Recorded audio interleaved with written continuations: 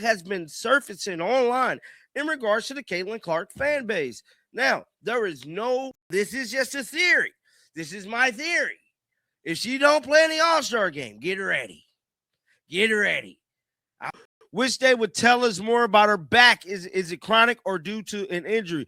Back problems or not, you will never understand the loyalty and pride and backbone was back. You will see, and I don't know at this point, bro. I don't get back to regularly scheduled content.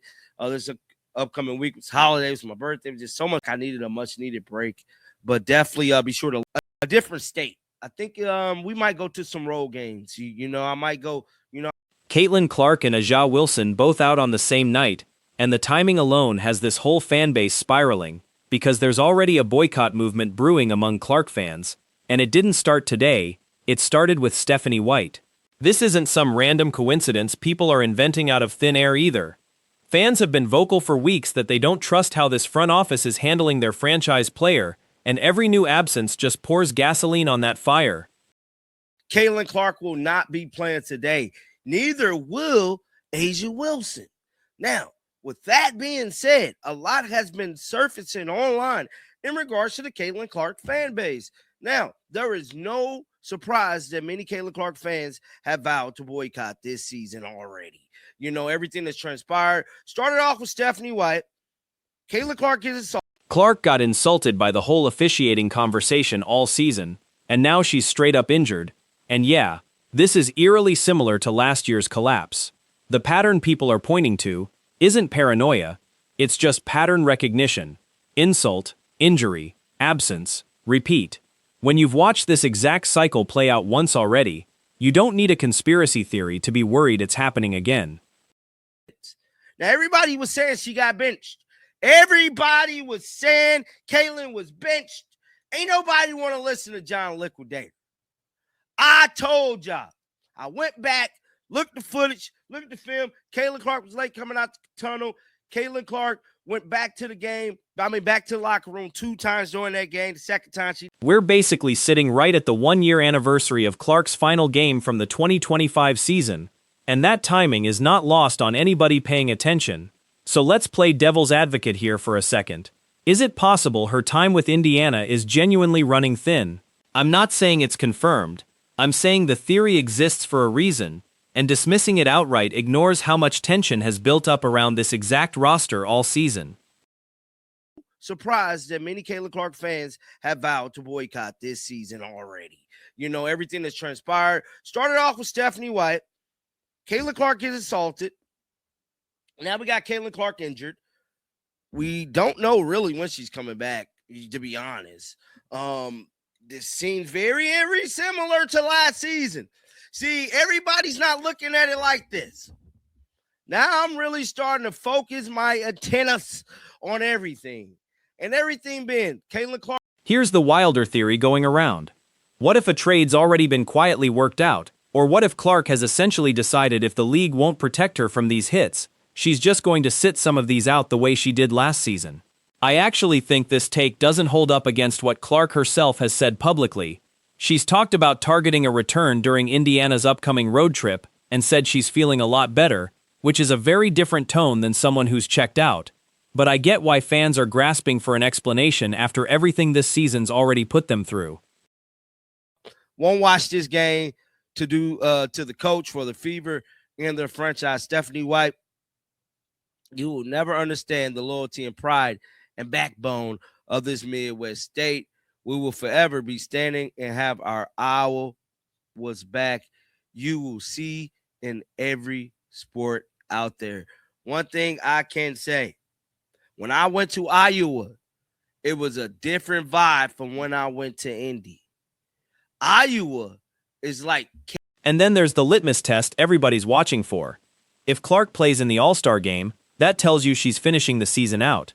If she sits that one too, get ready, because that's the real signal. I don't love turning an All-Star appearance into a referendum on her entire future with this team, but I understand why fans have landed on it as the one data point they can actually track. I'm going to cut it off, but yeah, man, hopefully we get back to regularly scheduled content.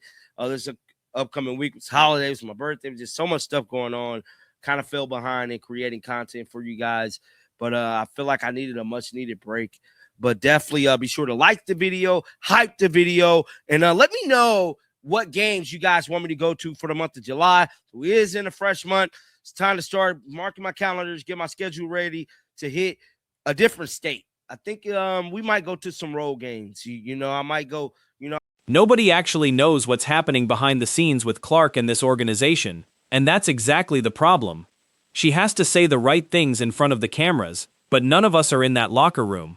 That gap between the public performance and the private reality is where every single one of these theories is being born. And until the Fever get more transparent, that vacuum is just going to keep filling up with speculation. Of the energy in the arena at Carver, in the community in Iowa, was just on a whole nother level. They bleed for Caitlin Clark in Iowa. Indy, they like the Fever. I ain't gonna lie to you. Like I feel like they adopted Caitlin Clark, but they like Stephanie White. They like the Fever. They like all they Indiana sports wholeheartedly. Now here's where I have to say I told you so. Everybody clowned this bench conspiracy talk last time out, but go back and watch the film. Clark went to the tunnel twice during that game, and the second time she never came back. That's not a benching, that's an injury, and the fact that nobody from this organization has corrected the record on that tells you they're either sloppy with communication or they just don't feel like they owe fans an explanation. Either way, it's not a good look. Aces, Caitlin Clark is out with what? That legendary back injury. And going back to Caitlin Clark back injury, not to toot my own horn, but last time Caitlin Clark played a basketball game, I was there in attendance. Now, everybody was saying she got benched.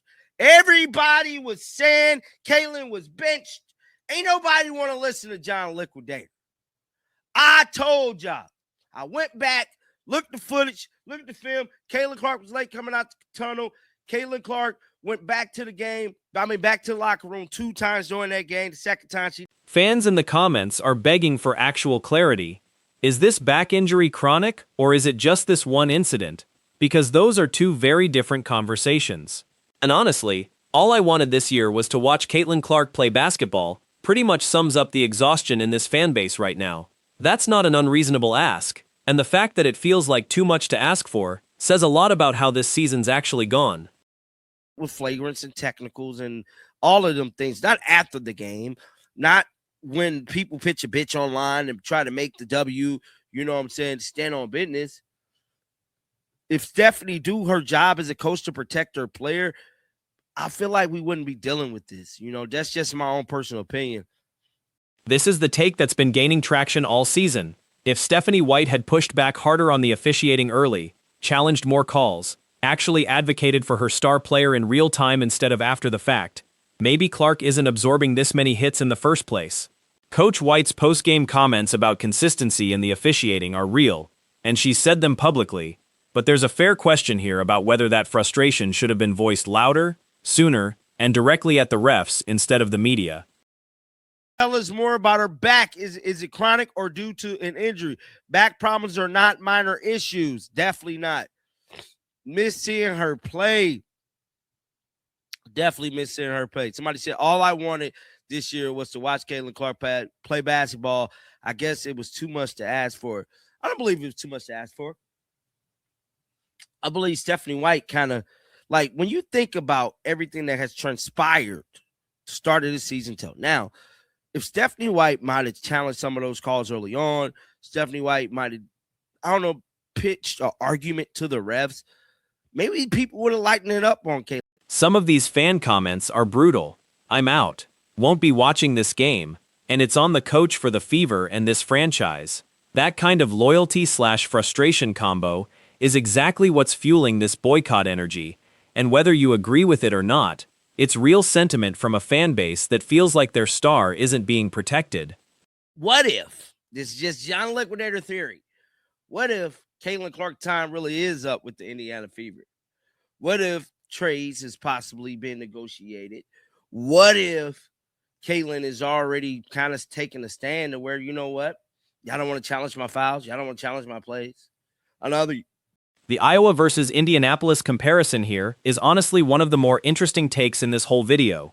Iowa is described as Caitlin Clark heaven, this whole other level energy, while Indy comes across as a city that adopted her but loves the Fever and Stephanie White just as much. That distinction matters, because it tells you this fan base's loyalty isn't unconditional the way people assume. There's real tension between we love Caitlin and we're an Indiana sports town first. A whole nother level. They bleed for Caitlin Clark in Iowa. Indy, they like the Fever. I ain't gonna lie to you. Like I feel like they adopted Caitlin Clark, but they like Stephanie White. They like the Fever. They like all they Indiana sports wholeheartedly. Let's finish reading some of these comments. What you meant to say is Caitlin Clark is out with a back injury because Stephanie White and the Fever organization doesn't have her back. And then you've got this comment nailing the actual basketball complaint, that Coach White's post-game outrage doesn't excuse leaving her star player exposed to unnecessary physical punishment on the court, game after game. Add in the fact that Aja Wilson is also out with an ankle injury on the exact same night, and yeah, it does look a little spooky having both of the league's biggest stars sidelined at once. Even if, more likely than not, that's just really bad timing colliding with a fan base that's already primed to see conspiracy everywhere. Just look a little spooky. And that's all I'm going to say, man. I ain't even going to get into the Aja Wilson story. It is what it is. Guys, get down in the comment section right now. Let me know if you guys will be checking out tonight's game. I will watch this one. If it start off boring, I'm going to cut it off. I ain't going to lie to you. I'm going to cut it off. I think I cut the last game.